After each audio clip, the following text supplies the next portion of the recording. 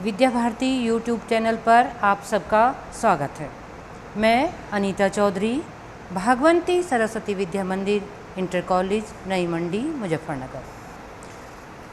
आज हम कक्षा 9 विषय हिंदी के संस्कृत खंड के कुछ श्लोकों का अध्ययन करेंगे।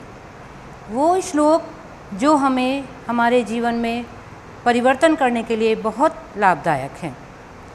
ये श्लोक अनेक ग्रंथों से, अलग अलग ग्रंथों से लिए गए हैं और हमें कुछ ज्ञान की बातें बताने वाले हैं। आज का हमारा प्रकरण है सुभाषितानि।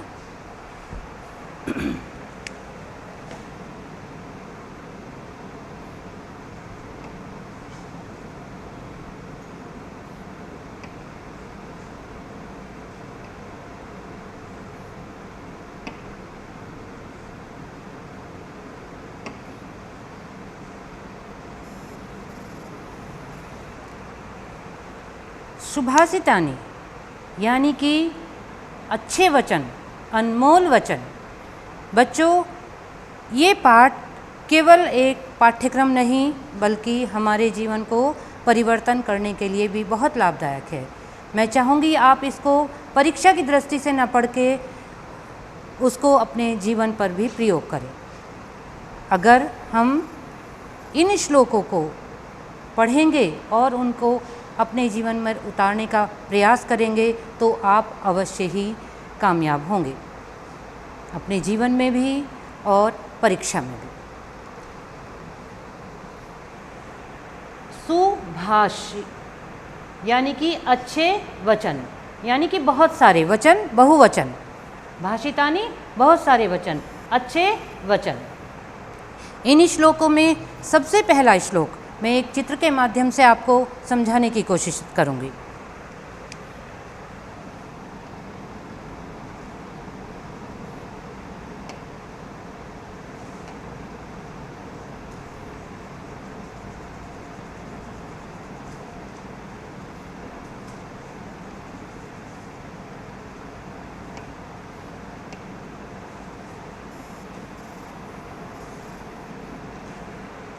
ये चंद्रमा, ये अर्धचंद्र, ये पूरा चंद्र। पूरा चंद्रमा यानी कि पूर्णिमा को जो निकलता है उसका प्रकाश ऐसा लगता है मानो रात्रि में भी दिन हो गया हो और मीठी चांदनी सबको प्रकाशित करता है। और चंद्रमा के अलावा हम आसमान में और क्या क्या देखते हैं? हम असंख्य तारे।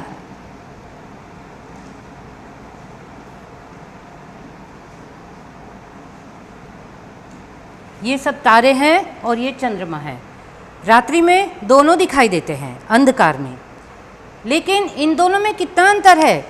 चंद्रमा में और तारों में क्या अंतर है? चंद्रमा अकेला होता है और तारे बहुत सारे होते हैं।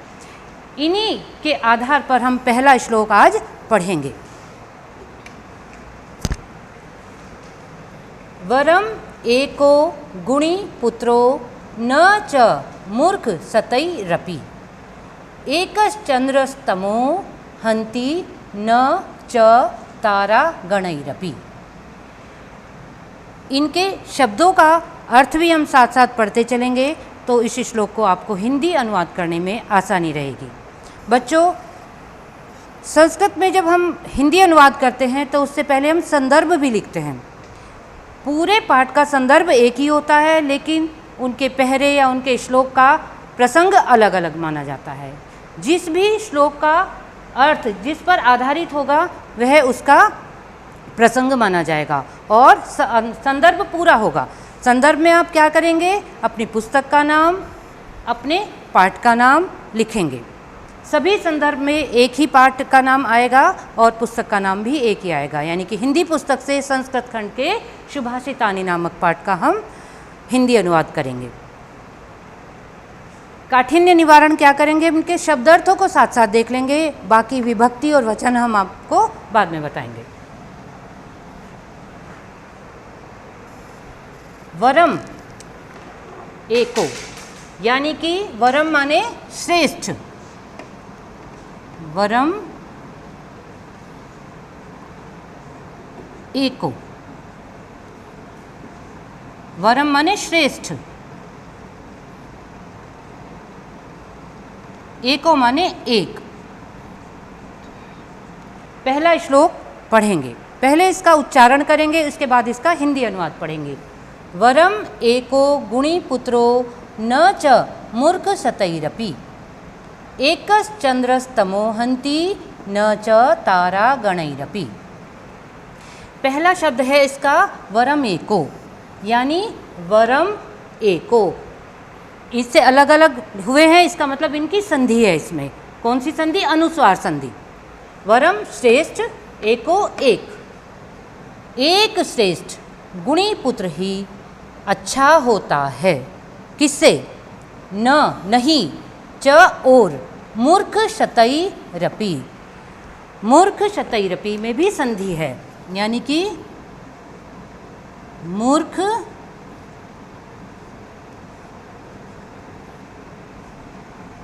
शतै विसर्ग संधि और अपि।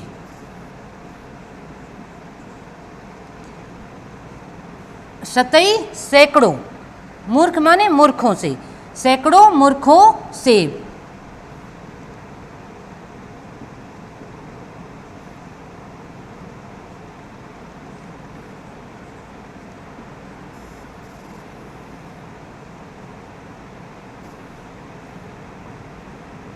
अपि माने भी,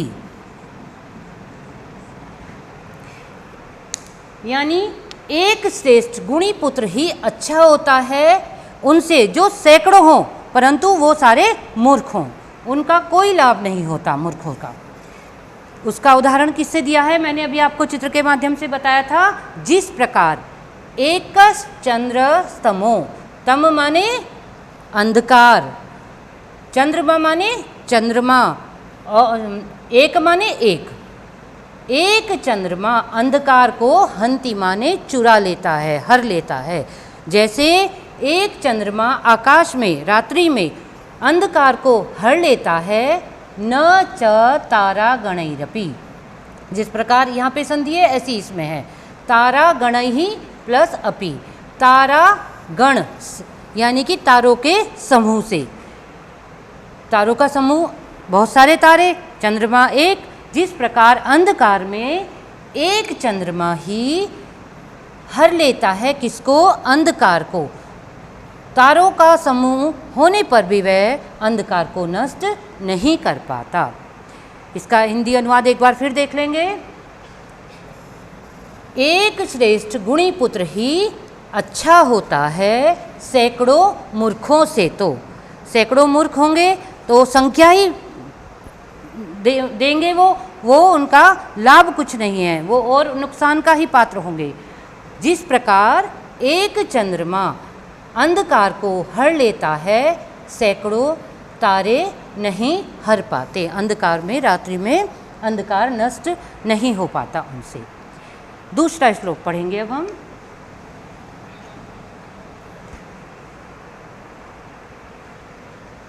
मणि क्षीणः सन्ति न ते हितैषिणः, हितैषिणः सन्ति न ते मणि क्षीणः।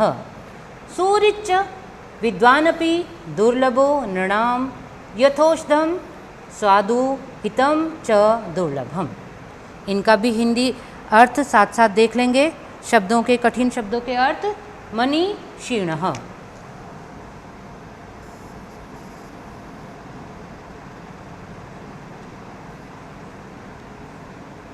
अर्थात विद्वान।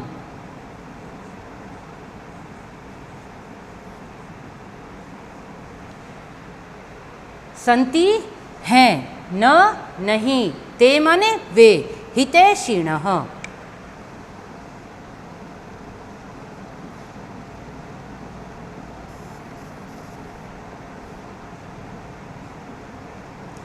हितैषिणः माने भला चाहने वाले।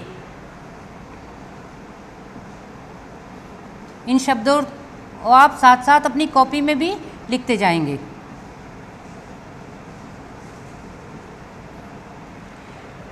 बिल्कुल जो पहले लाइन में है शब्द वही दूसरे में है, लेकिन शब्दों का हेर फेर है, बस वही शब्दों का दूसरी लाइन में अर्थ होगा। मनीषिण विद्वान, संति है, नय माने नहीं, ते माने वे, हितैषिण माने भला चाहने वाले। जो विद्वान होते हैं वो भला नहीं कर पाते, परंतु अगली लाइन में देखो पहले क्या आया, हितैषिण है, जो भला चाहने वाले, संति हैं, न ते मनीषिण, वे विद्वान नहीं हो सकते। अब क्यों नहीं हो सकते, उसका क्या कारण है, उसका कारण हम अगली लाइन में देखेंगे। सुरिच,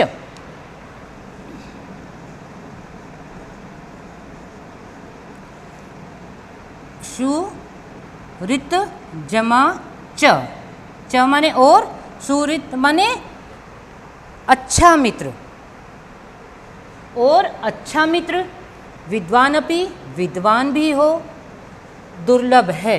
अच्छा मित्र भी हो और विद्वान भी हो, ऐसा दुर्लभ होता है। कहाँ, नृणाम, नृणाम माने मनुष्यों में। जिस प्रकार मनुष्यों में मित्र अच्छा भी हो और वो विद्वान भी हो, ऐसा दुर्लभ, दुर्लभ होता है जो आसानी से नहीं मिलते। असंभव तो नहीं कह सकते, लेकिन दुर्लभ होते हैं, वो बहुत कम मिलते हैं, मनुष्यों में बहुत कम मिल पाते हैं।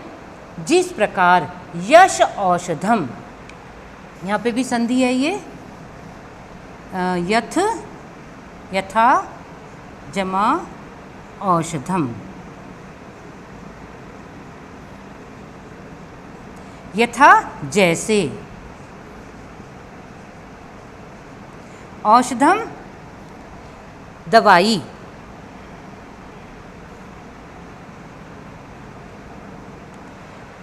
जैसे दवाई, स्वादु यानी कि जो जीभ को अच्छी लगती है, स्वादिष्ट हो।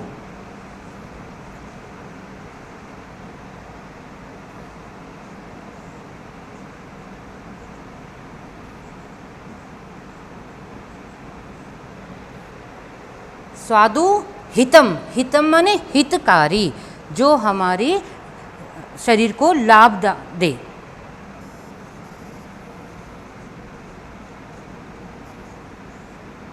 यानी लाभदायक।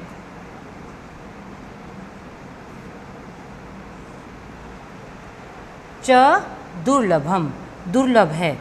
यथा, यथौषधम जैसे दवाई कैसी हो, स्वादु स्वादिष्ट भी हो, च और हितम हितकारी भी हो, जो लाभ भी दे हमें, ऐसी दुर्लभ होती है, यानी कि वो आसानी से प्राप्त नहीं होती। इस श्लोक को एक बार फिर से देखेंगे। जो मनुष्य मनीषिण विद्वान है और हितकारी भी हैं, हमारा भला चाहने वाले भी हैं, और जो हितकारी है और वो भला चाहने वाले भी हों, विद्वान भी हों, ऐसे सुरिच अच्छे मित्र, विद्वान और अच्छे मित्र मनुष्यों में मिलना बहुत दुर्लभ होता है। यानी कि वो भला भी चाहें और विद्वान भी हो, या वो विद्वान भी हो और भला भी चाहे। मनुष्यों में ऐसे मित्र और विद्वान दोनों जिसमें गुण हो, वो बहुत ही दुर्लभ मिलते हैं। उसका उदाहरण क्या है, जिस प्रकार दवाई, औषधम दवाई स्वादिष्ट भी हो और हितकारी भी हो, वह दुर्लभ होती है। इसी प्रकार मनुष्यों में ऐसे मित्र मिलने मुश्किल हैं। दूसरे श्लोक को पढ़ लिया, इसके आगे का श्लोक देखेंगे अब।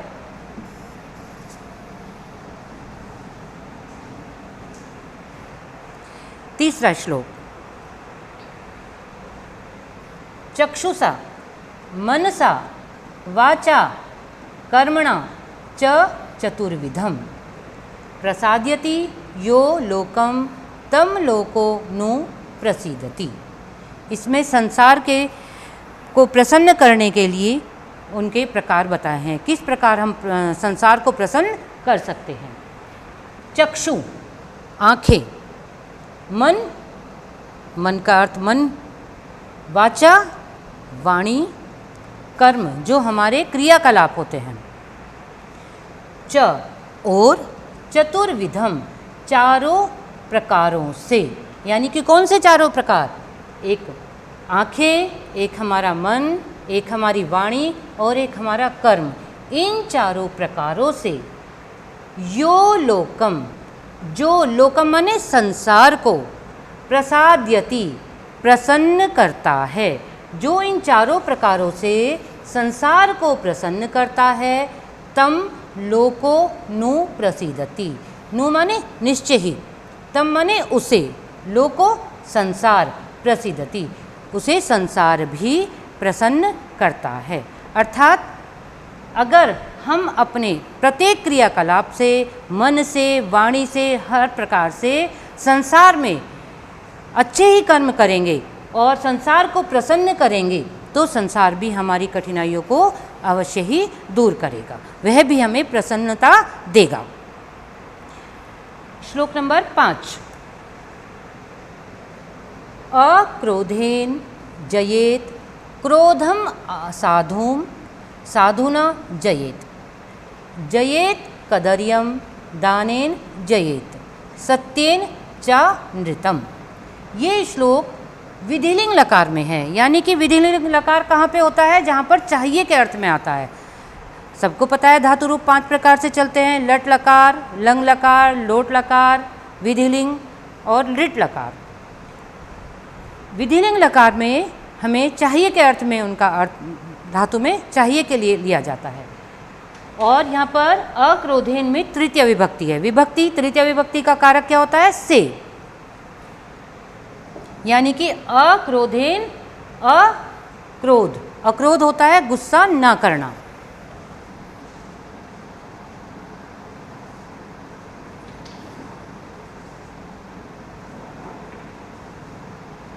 अक्रोध माने गुस्सा न करना।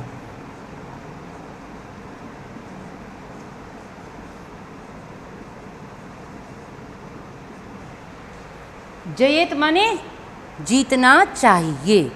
जय धातु है, जय माने जीतना, और मैंने कहा चाहिए के लिए है तो जयेत माने जीतना चाहिए।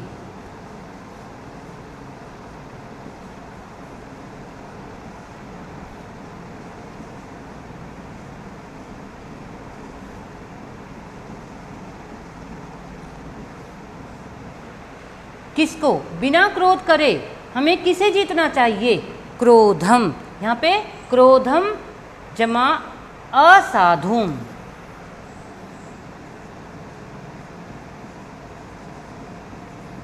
क्रोधम असाधुम।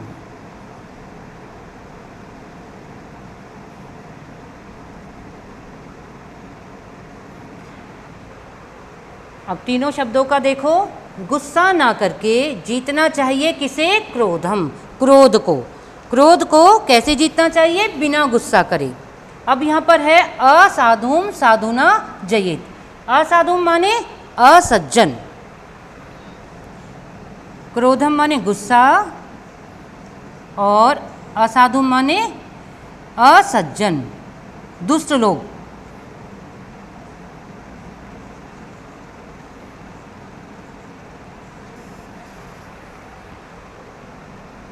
बिना गुस्सा करे तो मैं गुस्से वाले को जीतना चाहिए, और असज्जन जो होते हैं उनको सज्जनता से जयत माने जीतना चाहिए। जयत ही बार बार आया, अर्थ इसका अलग अलग लिया जाएगा जिसके लिए प्रयोग किया गया होगा। बिना क्रोध किए क्रोध को जीतना चाहिए, और असज्जनता को किससे जीतना चाहिए? सज्जनता से जीतना चाहिए। जयत जीतना चाहिए। कदर्यम, कदर्यम माने कंजूस।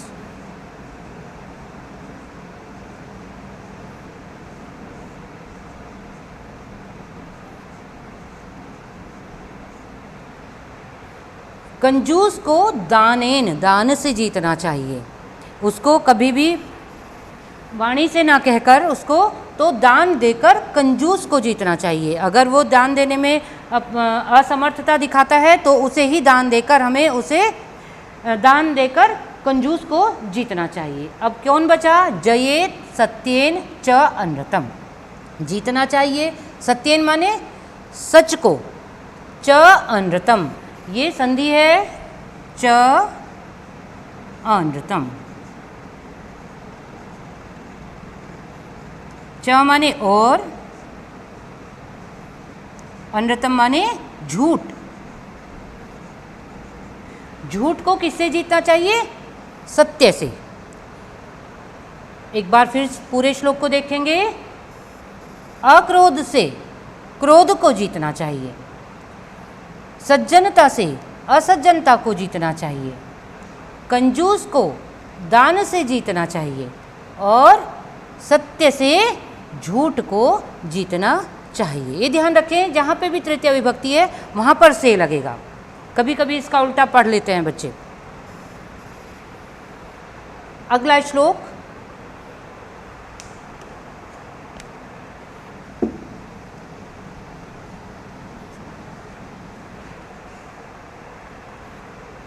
अकृत्वा पर संतापम गत्वा खल मंदिरम अनुलंघयम सताम मार्गम यत स्वल्पमपि तद बहु। अकृत्वा माने ना करके, कृत्वा माने करना और अकृत्वा माने ना करना। पर संतापम अगत्वा, पर संतापम अगत्वा, यहाँ पर भी अनुस्वार संधि है।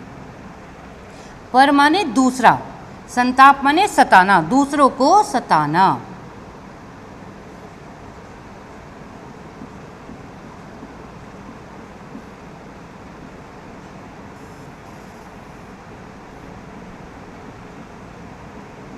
इससे पहले है अकृत्वा, ना करके, दूसरों को सताना नहीं चाहिए, ना करके, दूसरों को सताकर नहीं।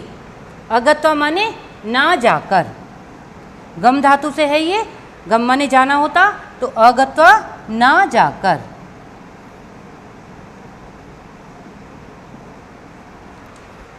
दूसरों को न सताकर और न जाकर, कहाँ पर? खल मंदिरम, दुष्टों के घर। खल मंदिर यहाँ पर है दुष्टों के घर से, यानी कि क्या नहीं करना हमें? दूसरों को नहीं सताना और दुष्टों के घर नहीं जाना। अनुलंघयम सताम मार्गम, सताम होते हैं सज्जन लोग, सज्जन लोगों के मार्ग को उसको अनुलंघ्य, उसको पार ना करके, यानी कि उनके बाधा ना डालकर, सज्जनों के रास्ते में बाधा ना डालकर। यत, जो भी, स्वल्पम अपि तद बहु, जो भी, स्वल्प माने थोड़ा सा, जो भी मिले थोड़ा सा वह ही हमें बहुत मानना चाहिए। उसको ही बहुत मानेंगे तो हम अपने जीवन में अवश्य ही कामयाब होंगे। इसको एक बार फिर देखेंगे। दूसरों को ना सताकर, दुष्टों के घर ना जाकर, सज्जनों के मार्ग में, रास्ता में रोड़ा ना बनकर, जो कुछ भी थोड़ा बहुत मिलता है वह ही बहुत होता है। अगला श्लोक, सत्या आधारस तपैस्तेलम दयावर्ति क्षमा शिखा अंधकारे प्रवस्तवे दीपो यतनेन वार्यताम। ये दीपक का उदाहरण दिया है इन्होंने।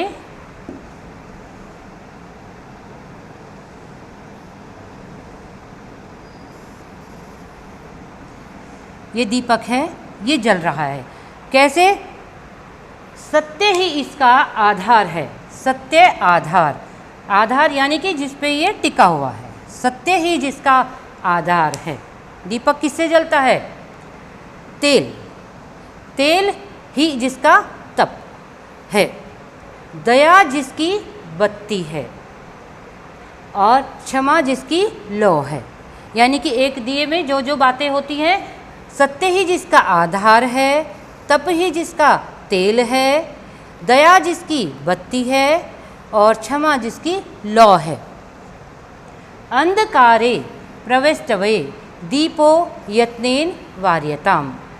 ऐसे दीपक को, जो ये दीपक है जिसमें इतने गुण हैं, ऐसे दीपक को अंधकार में प्रवेश, दीपो, ऐसे दीपक को अंधकार में प्रवेश करने के लिए यत्नपूर्वक उसको जलाते रहना चाहिए। उसकी यत्नपूर्वक हमें रक्षा करनी चाहिए। जब वो अंधकार में प्रवेश करेंगे तो ऐसे दीपक को बुझाना नहीं चाहिए। ना बुझने का, अगर इसकी हवा से या किसी तरह से बुझने का प्रयत्न है तो उसको हमें बुझने से बचाना चाहिए, उसको अंधकार में प्रवेश करते समय यत्नपूर्वक उसकी रक्षा करनी चाहिए।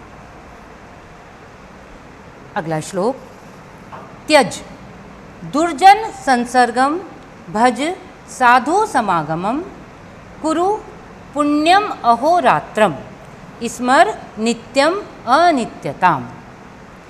जैसे मैंने इस श्लोक में बताया था, जयेत में है विधिलिंग लकार, यहाँ पर है हमारा आज्ञा के लिए लोट लकार का प्रयोग किया गया है।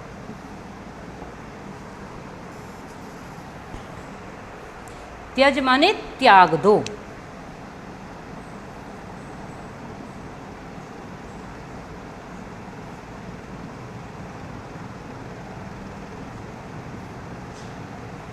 क्या त्याग दो? दुर्जन संसर्गम। दुर्जन माने बुरे लोगों का साथ, संसर्गम माने साथ, बुरे लोगों का साथ त्याग दो। भज स्मरण करो, किसका? भजो। साधु माने सज्जनों का, समागम यानी कि सज्जनों का अपना साथ करो। ऐसे लोगों के साथ दूर रहो जो दुर्जन होते हैं, जो बुरे होते हैं, और साथ किनका करो? जो सज्जन लोग होते हैं, सज्जनों का साथ करो। कुरु, कुरु माने करो, क्या करो? पुण्यम अहोरात्रम स्मर नित्यम अनित्यताम। क्या करो? पुण्य। पुण्यम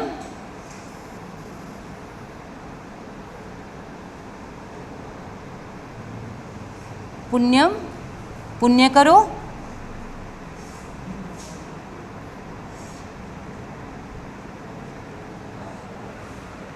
अहोरात्रम।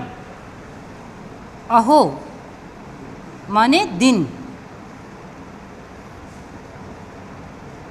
रात्रम माने रात्रि।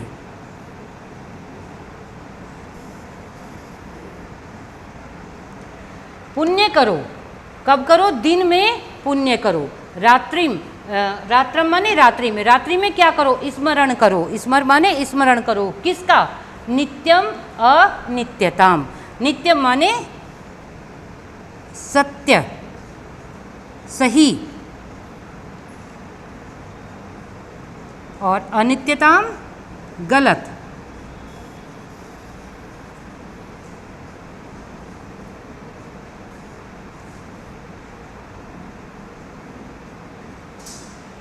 सही और गलत का स्मरण करो, कब? रात्रि में।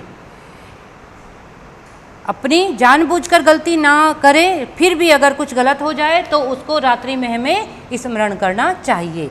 दुर्जनों की संगति को त्याग दो, सज्जनों की संगति को अपनाओ। पुण्य करो, दिन में पुण्य करो, और रात्रि में सही और गलत का स्मरण करो। नित्यम अनित्यताम, सही और गलत का स्मरण करो।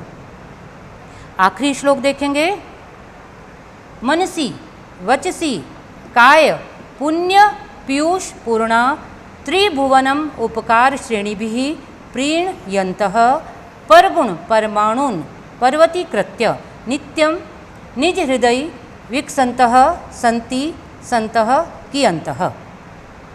मन से, वाणी से, शरीर से पुण्य रूपी अमृत से भरे हुए तीनों लोकों में अपने उपकार की श्रेणी से प्रसन्न रहने वाले, परगुण यानी कि दूसरे, पर माने दूसरे, गुणों, दूसरे के गुणों को परमाणुन, परमाणु के समान मानने वाले, यानी कि दूसरों के गुणों को बड़ा मानने वाले। पर्वती कृत्य नित्य, जो पर्वत के समान मानते हैं दूसरों के गुणों को। निज हृदय विकसन्तः, अपने हृदय को में प्रसन्न रहने वाले हैं, इतने सारे गुणों से जो परिपूर्ण है। संति संतः की अंतः, संतः माने सज्जन लोग, की अंतः माने कितने हैं, यानी कि इतने सारे गुण वाले लोग ऐसे कितने हैं जिनमें ये सभी गुण हैं, अर्थात बहुत कम है। बच्चों, मैंने सारे श्लोकों को अर्थ सहित पढ़ाया है। आप उनका हिंदी अनुवाद अपनी कक्षा में अवश्य लिख कर लाएंगे, और जब हम मिलेंगे, अब स्कूल खुलने वाले हैं, तो आपका ये काम पूरा अवश्य होना चाहिए।